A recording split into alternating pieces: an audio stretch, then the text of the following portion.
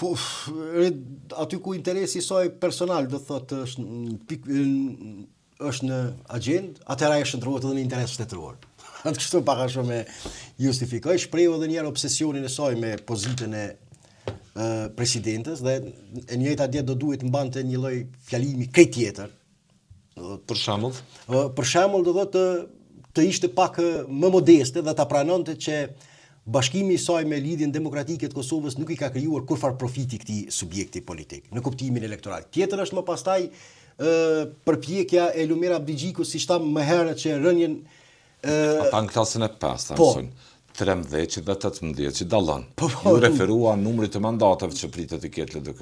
Po, unë dëgjoj numrin e mandateve, po, mirë, po le të na tregoj sa ka qenë numri i votave të këtij subjekti politik në zgjedhjet e fundit me numrin aktual. Kjo në si krahasuese do të bëhet. Numri i votave nuk ka ndryshuar. Kjo tregon që Vjosa Osmani nuk i ka sjellur asnjë lloj profiti elektoral Lidhjes Demokratike të Kosovës, përkundrazi e ka dëmtuar politikisht, sepse për të akomoduar Vjosën dhe apetitet e saj për këtë lloj pozite, ky subjekt është detyruar të marginalizoj disa prej figurave që kanë qenë konsistente në kritikën dhe në betejën e tyre politike kundër lëvizjes vendosje. Dhe mbase ne atëherë mund të kishim një rezultat tjetër. Mbase ne nuk e di, mbase pikërisht ky marginalizim ka ndikuar dhe në zhgënimin e mbështetësve të Lidhjes Demokratike të Kosovës, që ky subjekt politik nuk ka arritur të ketë asnjë lloj fitore politike. Ndërkohë Vjosa Osmani do thotë e bëri qartë që nuk ka kurfar të lashë me kryeministrin Kurti. Ju befasoi çfarë tha?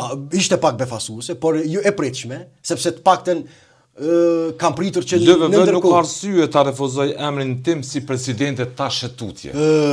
Kam pritur që të paktën është dashur të kaloj kohë, është dashur të kaloj më shumë kohë dhe në fund të diskutohet kjo temë, mirë, po tema e parë me cilin e hapi dje Lidhja Demokratike e Kosovës është që ne e duam pozitën e presidentit. Vjosa është e certifikuar nga hynia për atë lloj pozite, dhe se asnjë lloj negociate tjetër nuk duhet të... E tha Abdigjiku, gati me një vokacion, s'po them ultimativ, po e çoj. Ishte ultimativ, jo.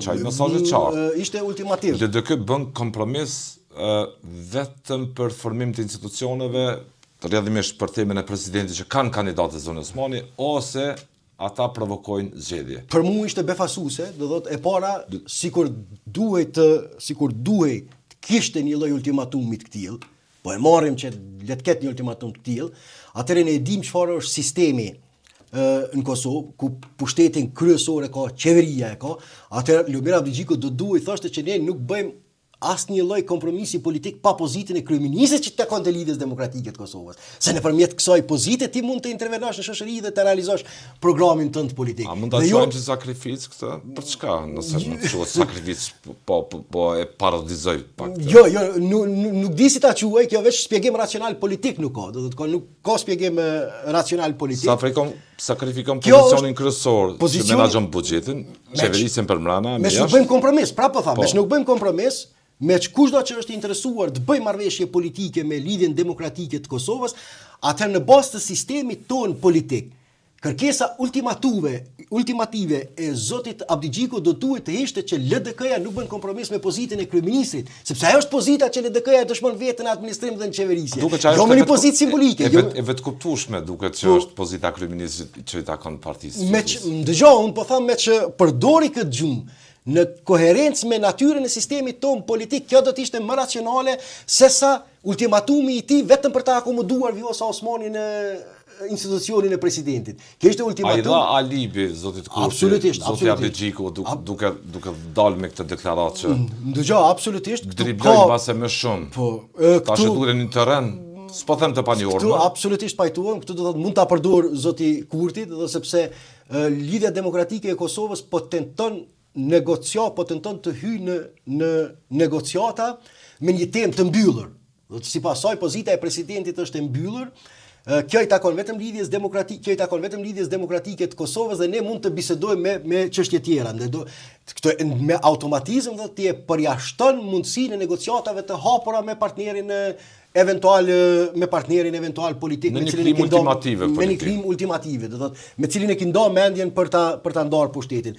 Në këtë drejtim Vjosa Osmani nuk tregoi asgjë tjetër, vetëm se obsesionin e saj politik me pozitën e presidenti dhe se interesat shtetërore do thot janë përputhen vetëm atëherë kur merren parasysh edhe interesat e saj personale. Pse vetëm Vjosa Osmani është personi i duhur në lidhjen demokratike të Kosovës për që të jetë president? E kanë reduktuar si të tillë. Nuk ka persona tjerë, e kanë reduktuar si të tillë. Nuk ka persona tjerë në këtë subjekt politik që po ashtu është i kualifikuar për këtë lloj pozite?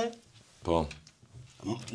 Si ja lejon vetës një subjekt politik do të që krenohet me këtë trashëgimi. LDK bëri lëshimin e parë mbrëm, duke paralajmëruar se ajo mund të provokojë zgjedhje, nuk shë zgjidhje në një kompromis tjetër, pa Vjosa Osmanin. E mbylli derën, do thot me ultimatumin e saj me Vjosa Osmanin, gjë që është një gabim fatal politik për këtë subjekt. Ju është si tillë. Absolutisht.